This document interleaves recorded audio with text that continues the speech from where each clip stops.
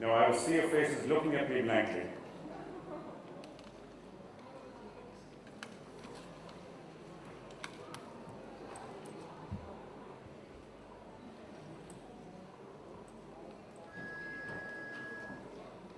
Okay, while I'm here, can I take any questions? No? Not you. Front row's exempt.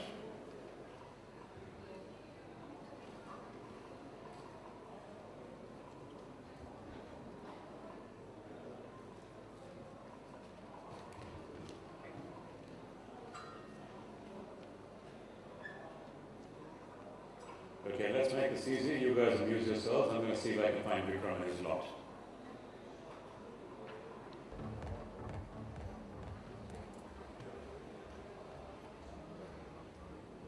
Okay, we promised you a star-studded show for the rest of the afternoon. That's exactly what we're going to give you. The view from the middle and what my boss needs to know. While the panel was walking in, we did have someone ask, should my boss really know where I am right now?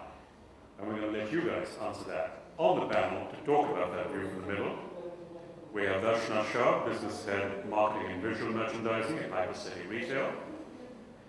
Samir Singh, Head of Real Estate, Metro Cash and Carry. Sumit Gildia, General Manager, Business Development at Domino's. Surabhi Sen, Head Processed Food Category, Future Value Retail. And Varun Sharma, General Manager Brand at The Body Shop. And to lead the discussion, I'm going to call Vikram Bakshi, Managing Director of McDonald's India, North and East. Ladies, gentlemen.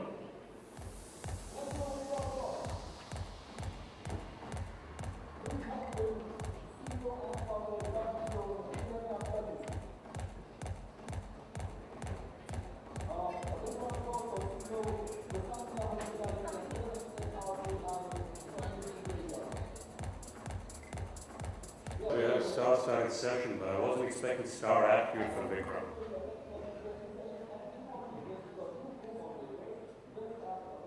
But clearly, this is one of those moments where he's going to make a very dramatic entrance. He's going to rush in here wearing a Superman cape. He's going to be faster than a speeding bullet. He's going to make absolutely no sense at all. He's now strolling down the bloody aisle. You know, I've seen men go to their weddings faster than you. Ladies and gentlemen, finally, Vikram Bakshi.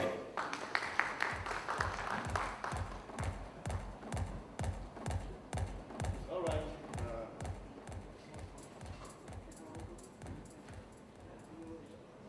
Can I request you to get some people from outside? They're all done looking for you. Nobody's done looking for me.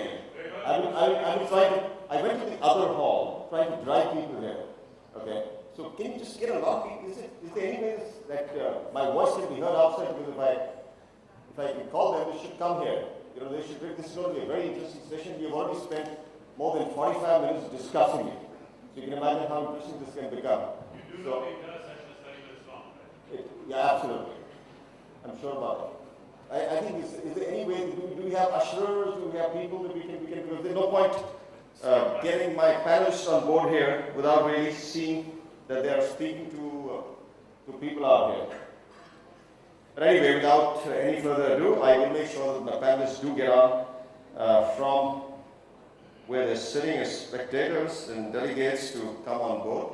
So we are having with us today a very interesting session, which is to really focus on what the view from the middle is. What's the view from the middle? And what they believe is what their bosses need to know. So it's an interesting session. And so we have here, in no particular, it's just more random in terms of the way I'm calling people. So it's Darshana Shah, who's the Business Head, Marketing and Visual Merchandising, Hyper City Retail. We have Surabhi Sen, who's the Head, Processed Food Category, Future Value Retail.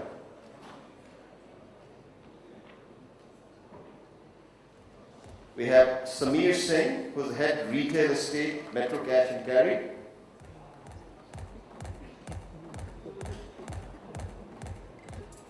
We have Sumit Giryal, who's General Manager of Business Development, Domino's.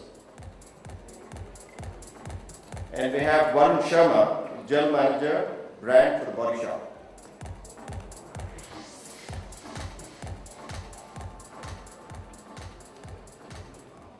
First of all, ladies and gentlemen, I'd just like to know from you, is any of your bosses out here?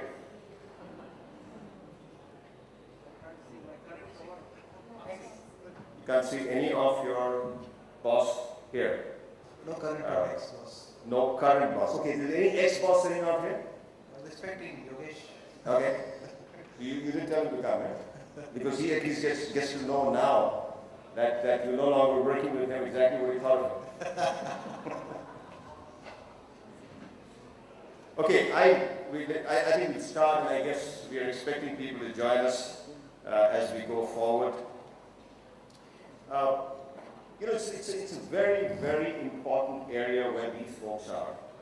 It's important because they are the ones who actually absorb everything from the front line.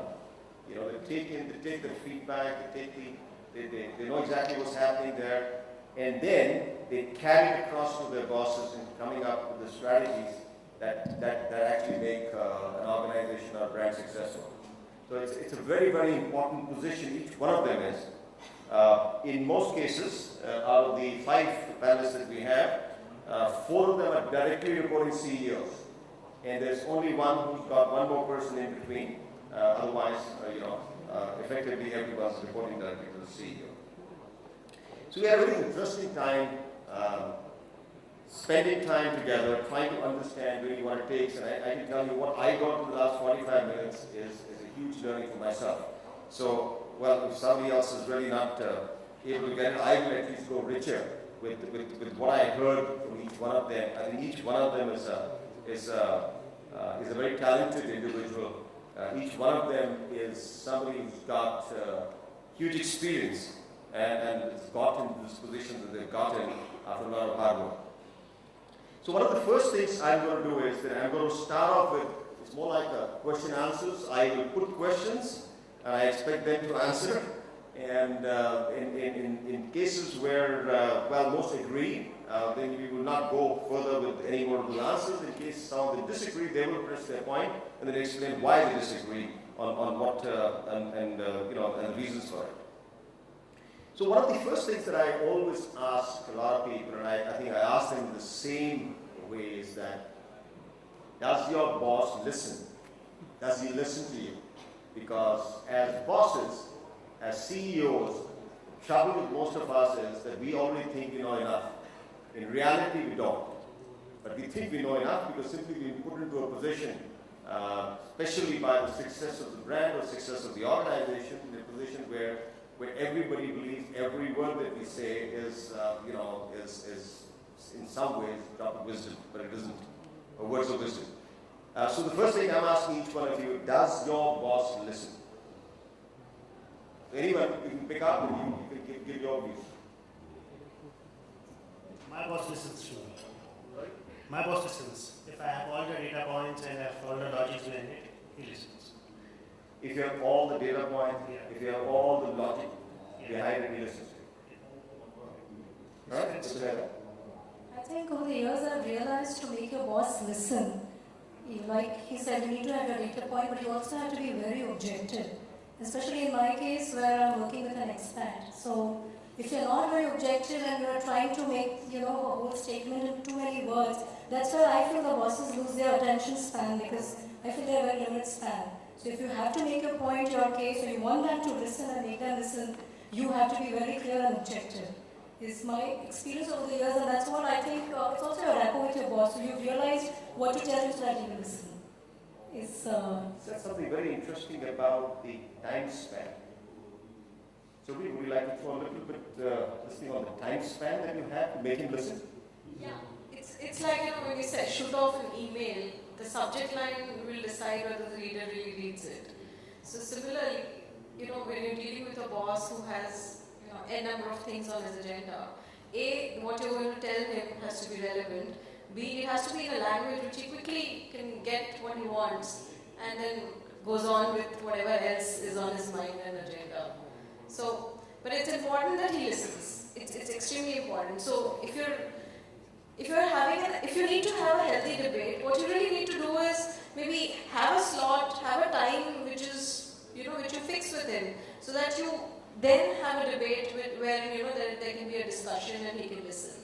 So you also have to know when to catch or have if it's an important topic, then you might as well fix an appointment and do it in a more proper manner. We used to have talked about time span. So what kind of time span he gives you to listen? Generally, yeah, about 2 to 3 minutes at max. 2 to 3 minutes? Yeah. Right. Something you want to add? No, I think 5 minutes? I'm quite lucky, or you can say otherwise too. So I've got a boss who actually listens to me quite a lot.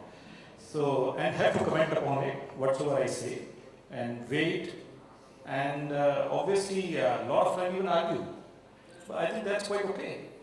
But ultimately, if you're talking about listening, yes, my boss listens, and but I have to be extremely impactful to make her agree on what I want to do, supported with a lot of logics, and that is what it is.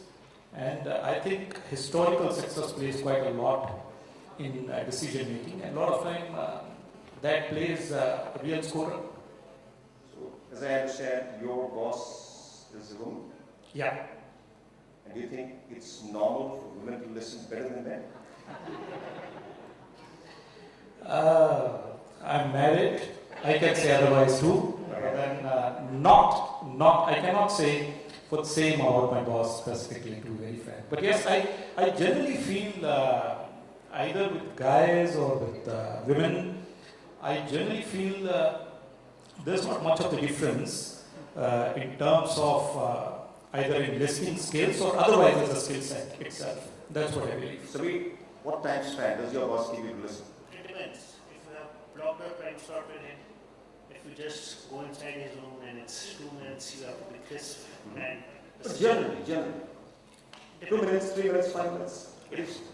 otherwise, And his bosses are smart, so they can just catch up with what you want to say to him. I'm not saying anything. I'm just trying to understand how much time yeah, you in give. cases where you have a detailed agenda, then we have to block in a time slot, which will depends what kind of agenda it's, whether it's 15 minutes, half an hour, 1 hour or so. But 2 to 3 minutes. 2 to 3 minutes? Yeah. Samir, your time frame? It would be similar, yes. 2 to 3 minutes? It's basically a bullet update or a bullet discussion that we kind of do. But if you've got a formal kind of a presentation, real structured, then obviously you get more time than you want sometimes. And that's why you said also 2 to 3 minutes? No, I think fortunately for me, so we have this once in a week 1 hour session. That is my session. So that's the time when I can 1 hour speak, debate, argue. That happens every week, but otherwise, yes. In your case, your boss is an expert. Oh, he is an expert. Does he give you 1 hour simply because he can't understand the way you speak? Or? No, we only meet him 1 hour in a week. No. I'm just trying to understand. I'm absorbing it as much as I'm hearing what you're saying. How do you get your point across in those 2 to 3 minutes? It could be a very important thing, which is bothering you. While you have the right to take the decision, it's bothering you, and you want to get his support. You want to be able to kind of go to somebody who's more experienced and get his views before you get it. So how do you manage? Do you kind of stand in front of a mirror, work it out? Here's my watch, starting now, and okay, I've got this 2 minutes out, and I've got everything out there, and the expression I'm supposed to make.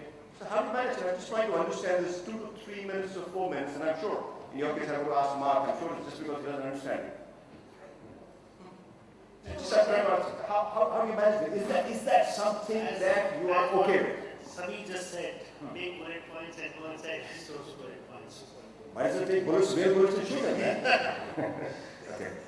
No, but is this something I'm just asking you? Because I guess a lot of people sitting out here, for them, they'd like to understand, and I'm sure that there are quite a few of them who are bosses themselves, would like to understand, is it okay to get those 2 to 3 minutes time frame that we give our... See, it depends. It depends on how you deal on a day-to-day manner.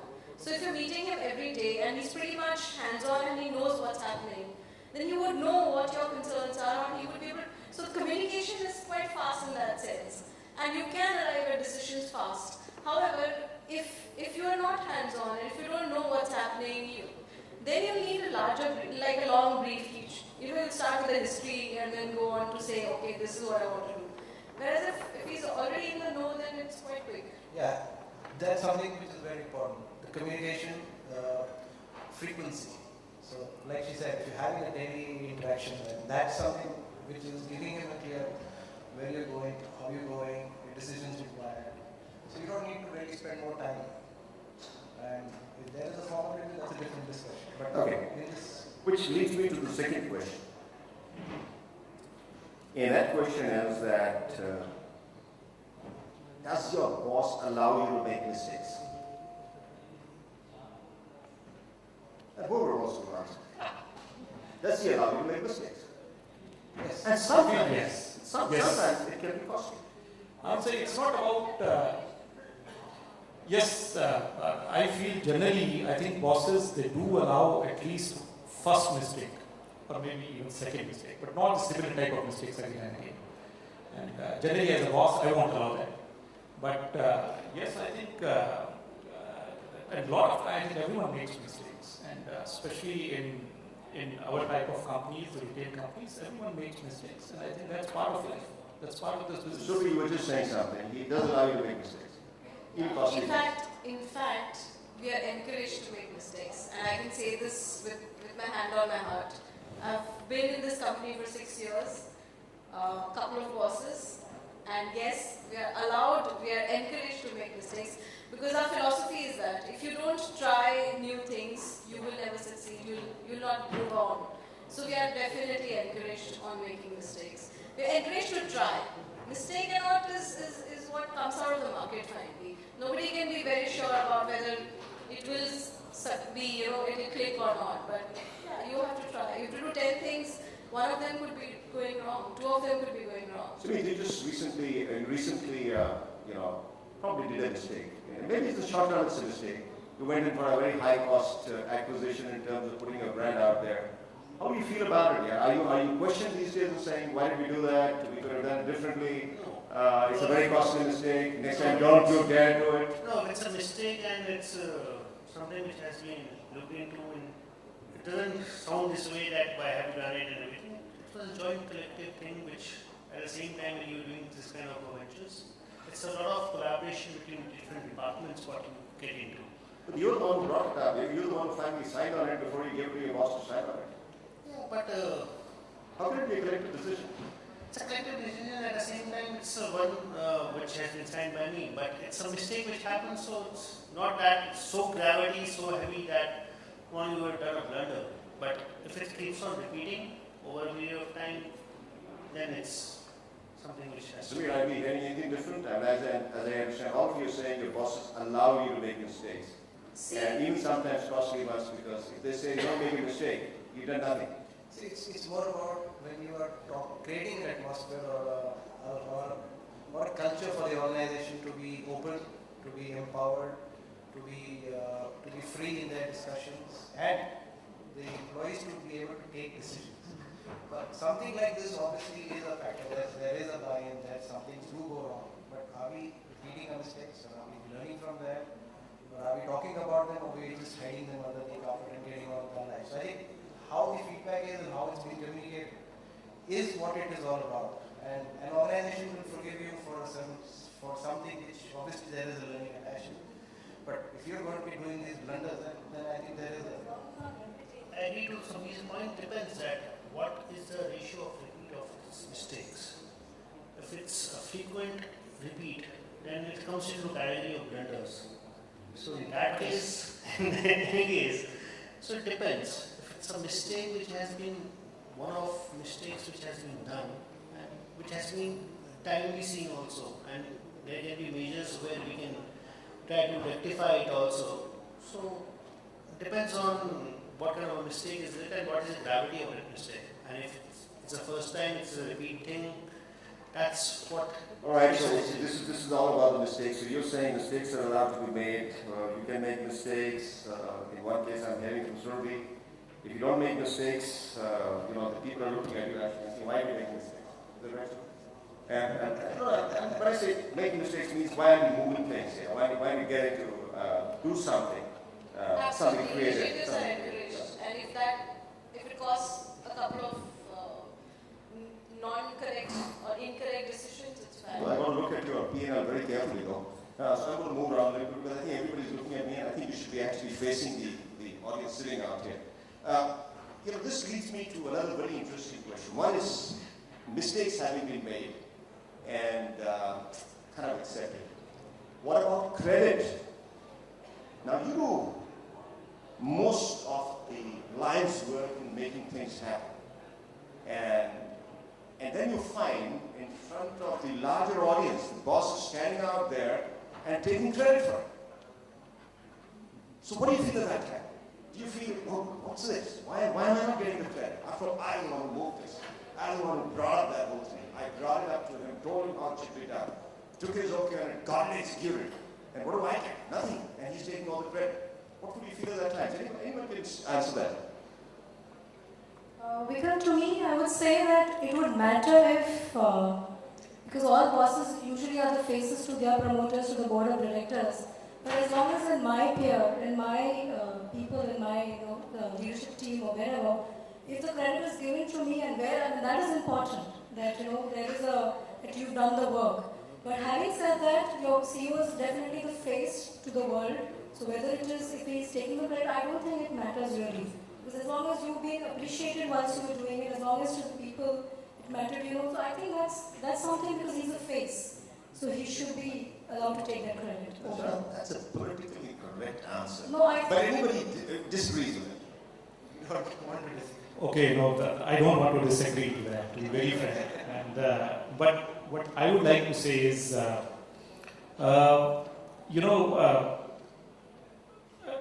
boss is our interface between stakeholders and the people, us. And any appreciation to her is automatically our appreciation, to be very frank. It comes to us. It will not go anywhere else. And let's say on the other way, if I think I would have been in much more, it would have looked to me a little bad in case it would have been that these guys are not responsible, I am. So that's not the case. So unless that is there, I think actually automatically that appreciation rolls down to us, no one else. I completely agree with you because ultimately the team was performing and people are aware. So if you look at it from if it comes to your actual reaction to it, yes, you would obviously be wanting the appreciation and you would like it to be given to you. Why go claim it? And you claim it because you stand out. Hold on, boss. It's me who did it. Yeah. You delivered it and you've done it. But at the end of it, if you look at it, it's more of the way it was allowed for you to get onto that platform. So it's more of that teamwork. And like these guys said, that there is that the face which is representing to the various stakeholders. So I think that's where it. Maybe I'm just going to come to the audience out here. How many bid managers sitting here? How many people who head departments? Can you put your hands up? Anybody who heads departments? Okay, a lot of them. So you all head department, you all report into the CEO? Is that right? Can I have the hands up again? All the people who are actually heading the department also. So can I ask you what you feel about it if your boss just takes away all the hard work that you've done and you're standing out there just kind of thinking, I put in that few years of hard work and he stands there glowing out there, taking all that thing. Would you be as politically correct as Darshana is to say, that's all right, I expect you to take this because I know you're my boss, so please take it. No problem at all. Definitely I agree with her. I'm not politically correct, I mean it.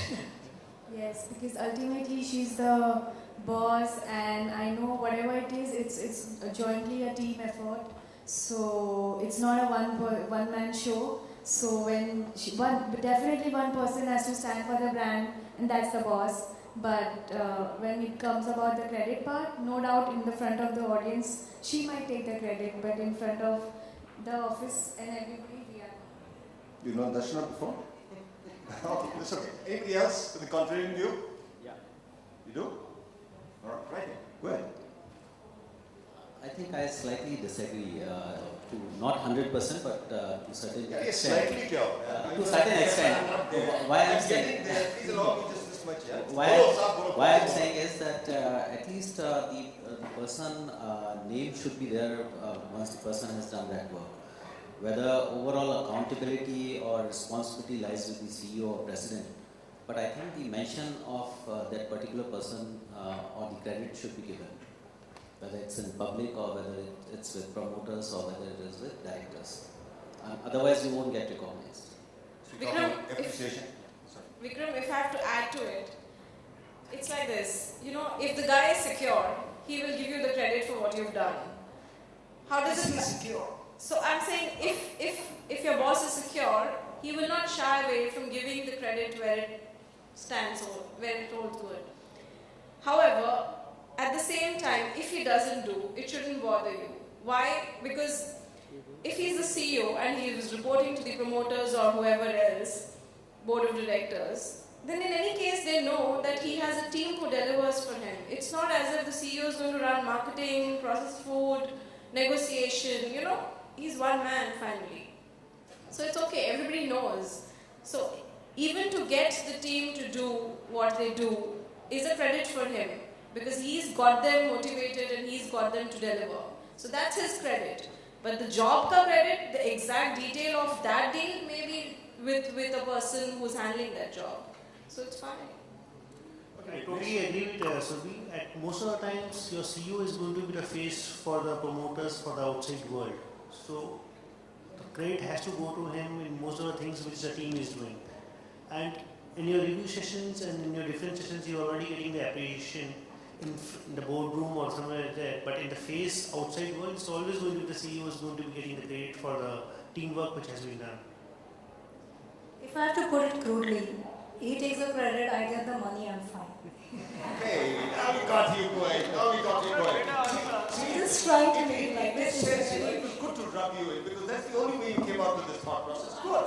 Why not? Give me something for what I've done.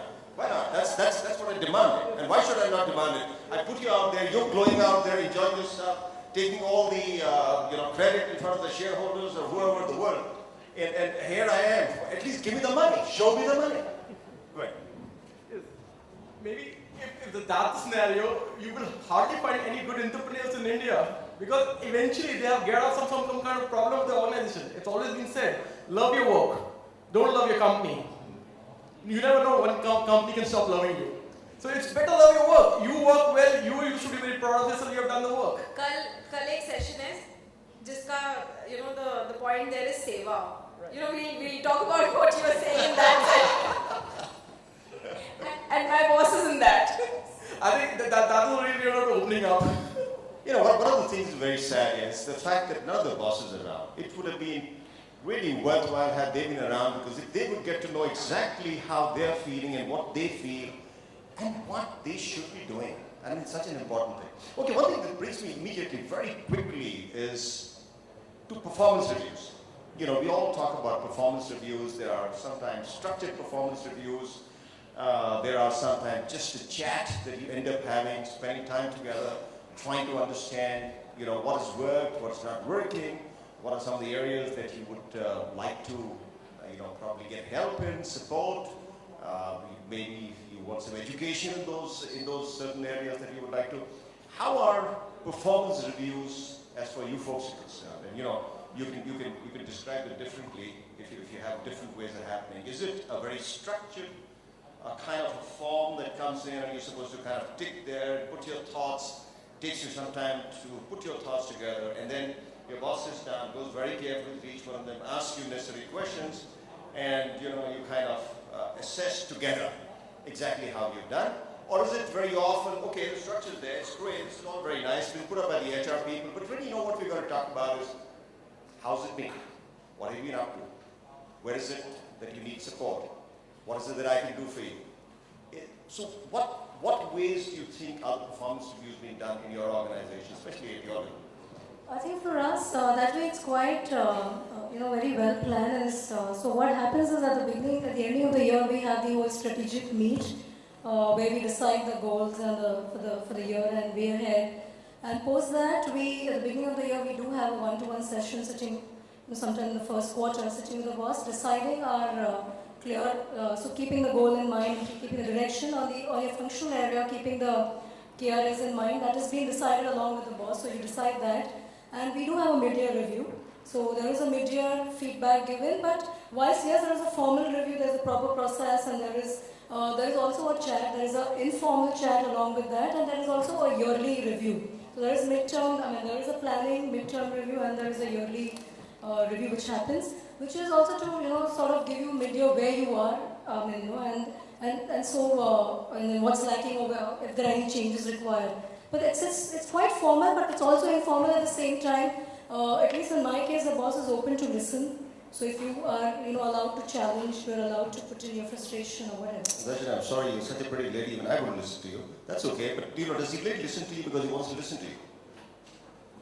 Very much. Because listen. We talked about the fact that most bosses have a time span of 2 or 3 minutes. So is he really listening to you during the PR? Because such an important thing for you. And I'm sure when the PR happens, you kind of listed out just about everything in your mind, or probably even a piece of paper where you list out exactly the kind of things that have happened and what you really want him to help you with. So is he really listening? See, I'll tell you, you will realize when he's not listening is because when you're frustrated and you're not getting his ear. But definitely at the performance time, because that's your time. So, definitely a CEO, and at least in my case. So how much time does the performance take? It's usually a 45-minute to 1 hour session. Where you are doing, the first is going through your KRS and points, but after that it's purely the chat, it's really an informal chat which happens, talking about your frustrations or challenges or what you're facing. So yes, that does happen. Great. It is a two-way. Anybody else wants to tell me anything different to this? This is a very formal, prepared by HR, handed over to the boss, he sits down first through all the paperwork, marks out all this A, B, C, D, E, F, or whatever, 1, 2, 3, 4. He does all that work, and then he sits down and asks you some questions in terms of, okay, so what support do you need? What do I need to get yourself into? So anything different you're telling? We see, if I have to say that actually in retail review is every day, because we get our sales numbers every day. But yes, objectively, if you are asking our review. Isn't the review all about you? We're all about your numbers, yes. Sales numbers. They have nothing to do with you at that time. It's really what but we deliver the numbers. Exactly. That I agree. Okay, go ahead. And I would say, I think review mainly for us is about work, about the company, how we are doing, to be very frank. Once we are reporting to the CEO, then actually it is about, it's more of a review about the company. Until unless you are going terribly wrong in one of your personal traits. If you are going terribly wrong in your personal traits, then obviously the CEO will actually remark you on your personal traits. But then otherwise, I think majorly for us, it's a review of the company, to be very frank, when a general manager is going to be reviewed on the work or what we have delivered. For us, of course, it's a half yearly review, and then it's a yearly review, but then we also have sort of a monthly review in terms of all of not only numbers, but otherwise too.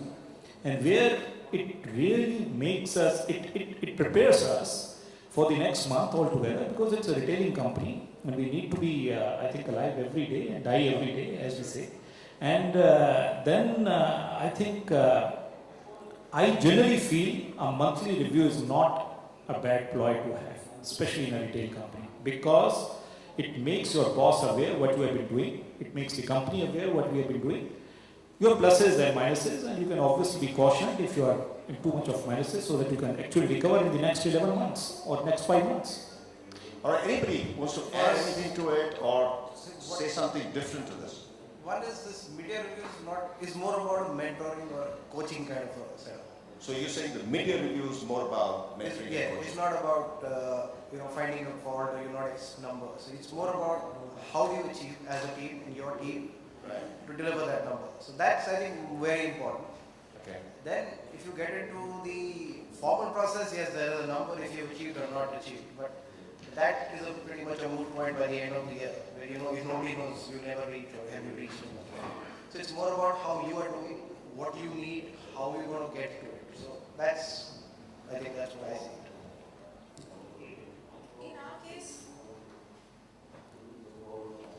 In our case, it's a two-way feedback time once a year.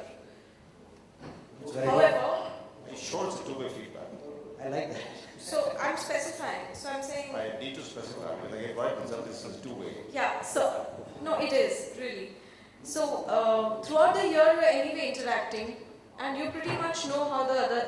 It's not as if we're in different countries, and the communication is only limited to work. So you pretty much know how you both are doing vis-a-vis each other and vis-a-vis work, and how your performance is. So for us, like BBM chat is what we usually use to do all kinds of communication. However, at the end of the year, it's your time where your strengths and your weaknesses will get discussed, how to improve them will get discussed, and at the same time, the guy will ask, my boss asked me, what are the things that you would want me to change?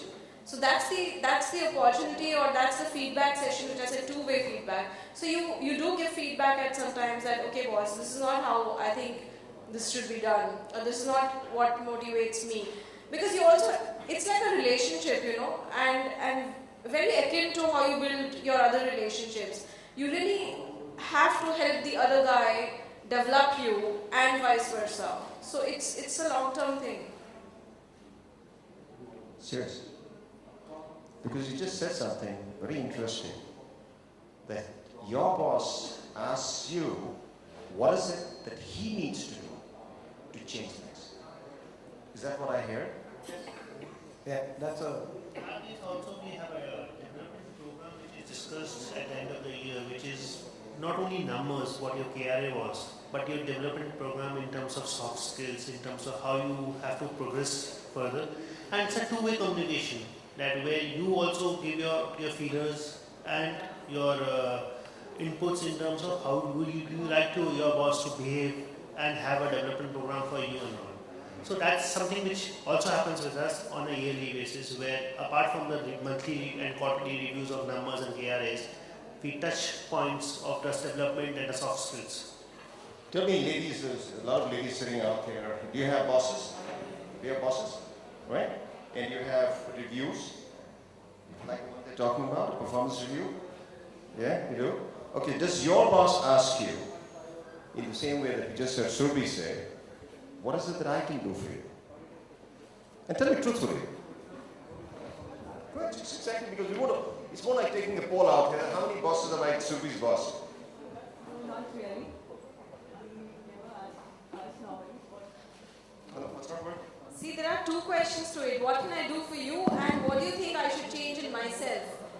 I get asked both these questions. Wow. He's even trying to change something for himself, huh? So that he can be a better boss. Very well. Right? So the lady Darshana agrees, she had the same boss. We want to know when does he work. It was the same No, company. but I hear the lady say here, boss doesn't ask her that. Okay? So you've got an unusual boss, that's what they can tell you for sure. Anybody else who wants to kind of put in a point out here? Anybody with this performance review, the so-called, very set kind of a performance review that we all go through, is there anything that gets done in the manner that we just heard Surbi say? Especially a boss telling you, is there anything that I can do for you? Right? Is there anything that I can do you? Anything that I need to change about myself? No, I don't think so. Not always, because I work with Indian company and multinational. Not always, yeah. No, it is not. It is not. It is not. That's good. Good to hear that. Good to hear that. Thank you. Just wanted to get that. Okay, great. I mean, it is. Surbi, I can tell you, it is an unusual thing to hear, and that's a great thing to hear. That's a great thing to hear, especially when your boss is not around you. Yeah, you mean it.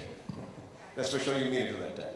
Okay. Now, what kind of boss would you want here? I mean, or do you think the boss should be?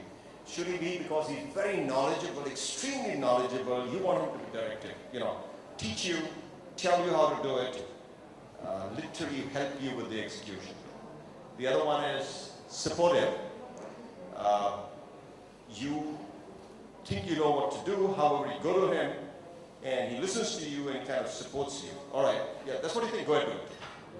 Or the third kind, who's consultative, in the sense that he consults with you. I mean, in the sense that when you go to him, he will ask all the pointed questions.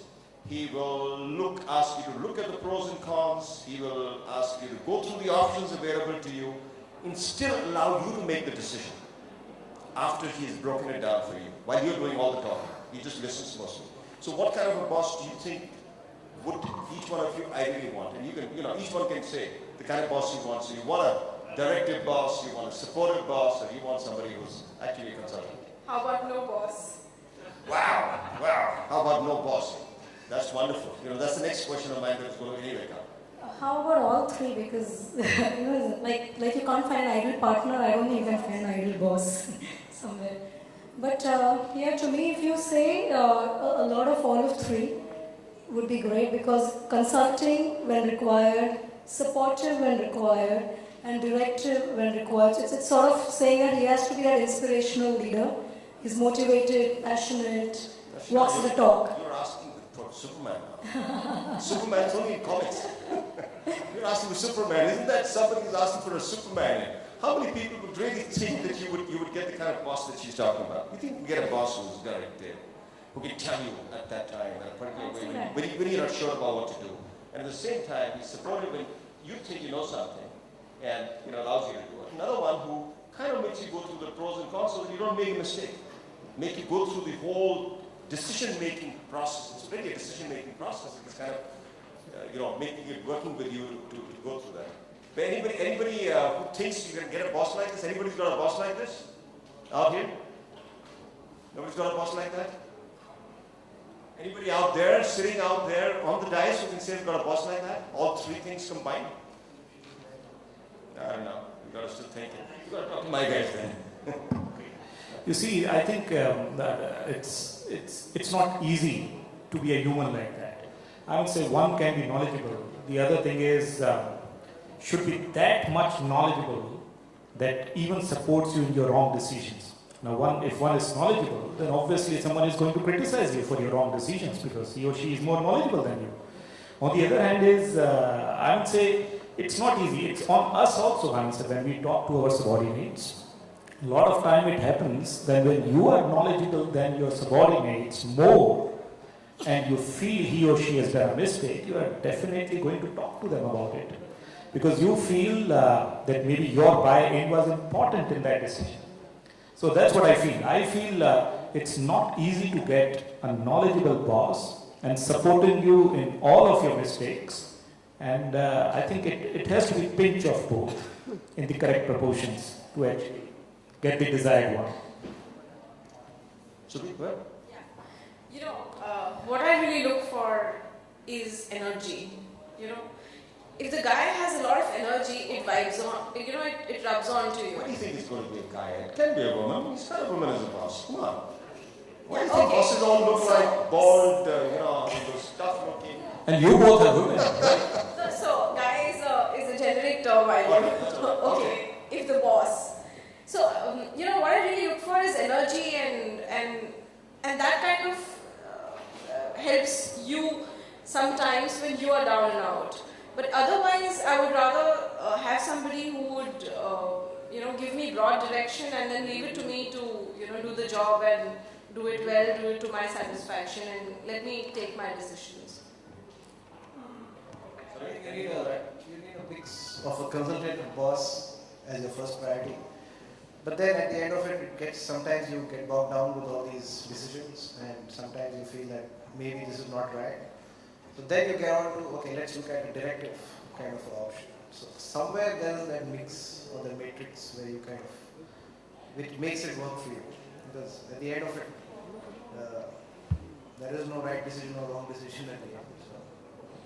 I agree with Sameer in terms of the mixed opinion.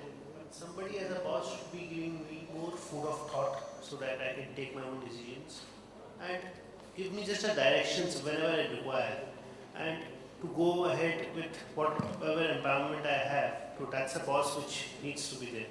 More giving in terms of direction, in terms of food of thought, of taking my own decisions, making my own pathway, and how to take the things forward. Basically, you're saying, educate me. Yeah. I'll take the decision. Just give me a food of thought. So educate me. Give me what you know. Give me what you know. Okay, that's the other thing that I was going to come down to say.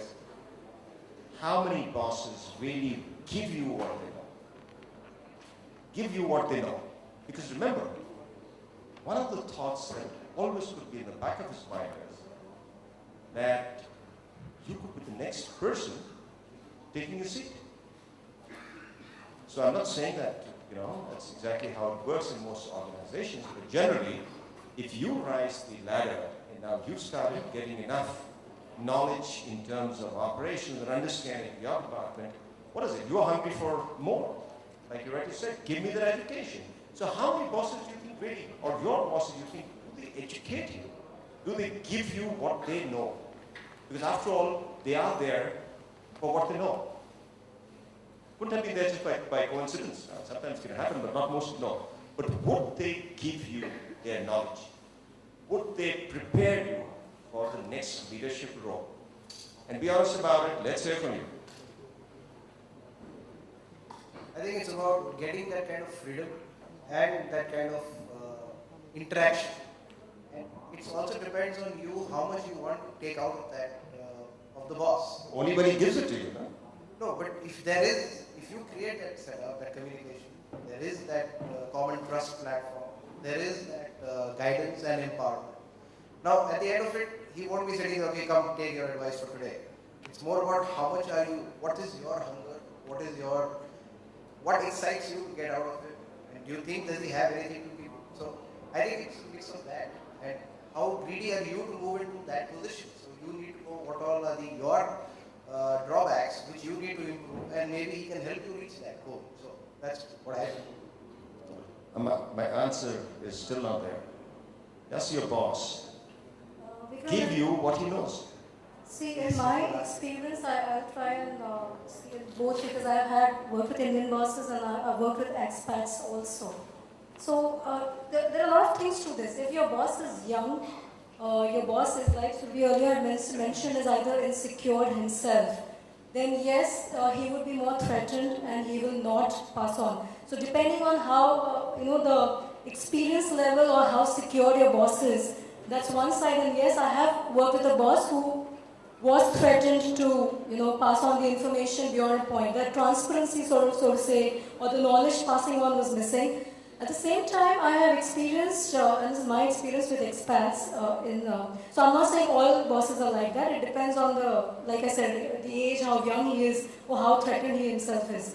At the same time, with the expats, what I've seen is, they are here with a very clear mission, because they are here for a short term. These people don't have to otherwise prove a point. They are here for their contract, 3 years, 4 years, whatever. So they are really people on the move, and they definitely want to pass on as much, because they want you to start performing it to their level. And being retail new or nascent in India compared to where they come from. And these guys, so generally that difference in that sense, I would say yes, I've seen. So I don't know if I'm answering your question. You're answering it very well. I think one of the things you've clearly said is that as far as Indian bosses are concerned, it may not be. In the case of expats, it's mostly so simply because they're here for a limited time. And they want to make sure that before they leave any organization, they have somebody who's to take over their place. Yeah, I know exactly what I heard. I'm very clear what I heard. Okay. Anybody else wants something?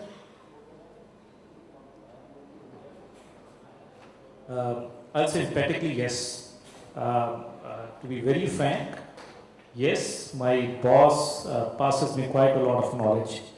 And I try to even snatch it a lot of times, to be very frank, because of sheer experience. Is she an expat? No, she's not.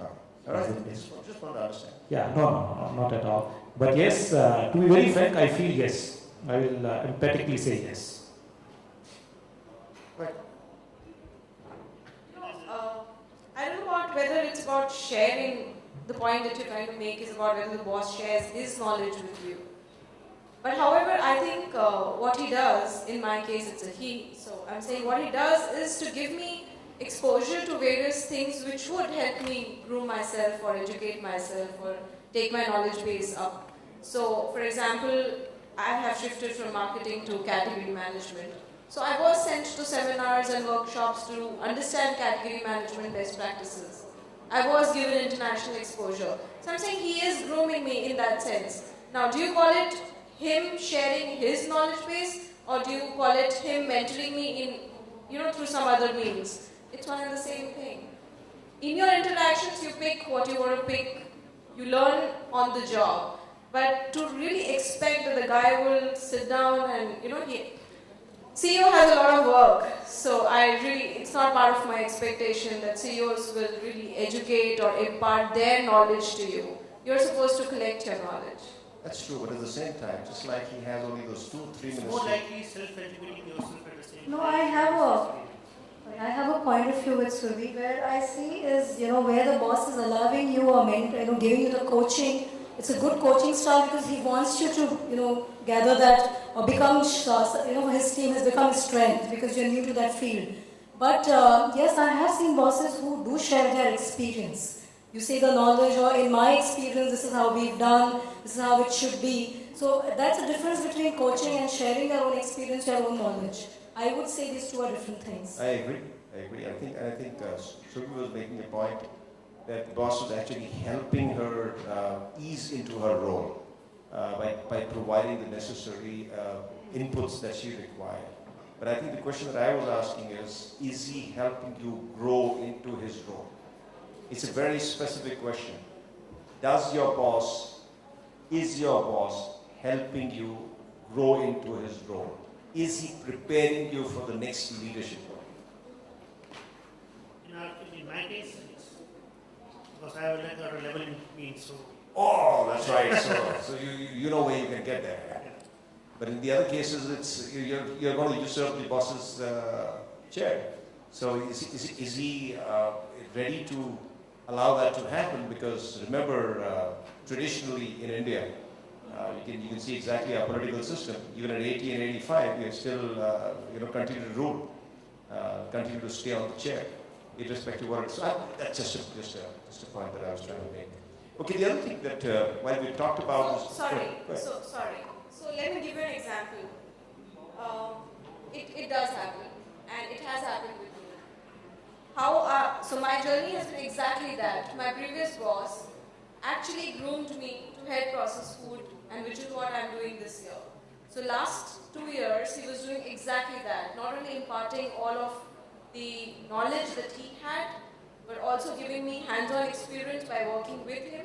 And then yes, I have taken his job in that sense, and he's moved on. Great, that's a great story because this is exactly that's what not the CEO's job. What I like to add here is we have this talent segmentation where each and every individual in that particular bracket is looked at. Where is our moving? Where is the next level? Is the person fit today? Is he moving to the next? So it's a complete overall evaluation of the individual and growing that person. So that's what happens with us, and that's something which is really what we look forward, because we know that there is a level at the board which we can be part of. The only thing that I wanted to know was, but I did talk about the kind of boss that you preferred, and we came down to 3 basic levels. But there's another boss that that I was trying to draw out from you was a boss who was more of a mentor, who's a gardener, as one would call it. He's the one who is watering you so that you can grow. So, is that something that you've started seeing as the next thought process in the CEOs or bosses to say, I've got to groom this person now. I actually got to become a gardener myself and start seeing how can we create the next level of leadership, just like you would grow the next plants. Precisely. The old ones dying.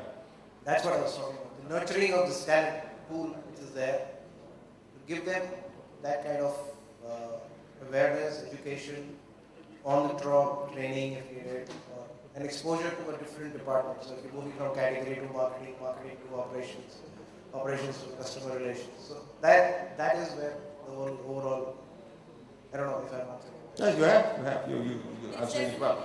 Now, listen, I've come to the end of all the questions that I had, pointed questions that I put across, and I must say I've got an extremely talented set of people sitting out there. Look at the answers they've given here. Isn't that excites you? I mean, I would love to have literally all of them on my team.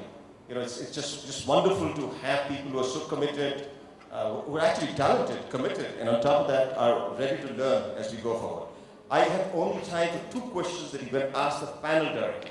Right? It's not something that I put questions to you and you answer me. You don't need to do that. But out of the folks who are sitting out there, the folks who are going to be the next level leaders, or the next CEOs for that matter. Maybe the next time you come here, you'll find a few of them already turned CEOs. Okay? So you have a right to ask a question to budding CEOs. Anyone here wanting to ask them a question directly? Like before I close the program? But it doesn't look like it seems a lot has been absorbed by each one of you, each one of the delegates out here. But what I must say is that I'm actually being privileged to have such good quality people sitting in front of me. Some wonderful answers, some great thoughts, and more importantly, I think they were so frank. They're so open. I only wish their bosses were sitting here, because I understand this program is being taped. It's being taped? Yeah, okay. I will absolutely make sure that each one of your bosses gets a tape or a CD, whichever format that we can help you get it. And I will also make sure that I call each one of them and tell them, have you seen it? Right? And I'm going to do that. I'm really going to do that, because I think it's something that each one of them should really see and understand exactly how and what you feel about their leadership, about them, and what you feel. And I think more importantly, what I think we carry back from what we've discussed today is that when you get to the CEO's level, what would you want to do for your people who are going to be below you? I think that's one of the important lessons at all times that we've got to remember. We should not expect anything from anybody if you can't deliver it to somebody below us. So that's the important part. I would want everybody to get up and give a standing ovation to these wonderful people sitting out there, because it's really been their show.